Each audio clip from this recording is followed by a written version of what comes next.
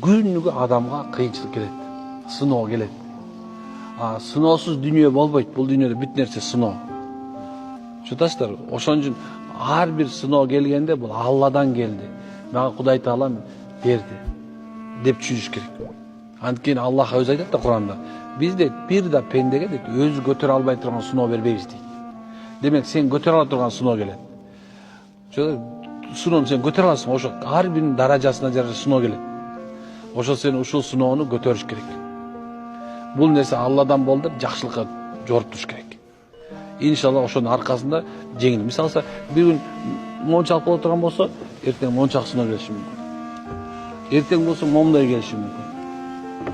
Сыноочу адамгачы мүмкүн эмес. Бул сыноо эч качан токтобойт. Адам баласы өлгөнгө чейин болот. Ошон үчүн мен жанатан бери айтып аткан нерсем ушул: силер спортто жүрүп, ошол нерседен сыноодон чыгып кетүүнүн жолдорунда жүрө чыгарасыздар. Оорчулук келдиң, машалла.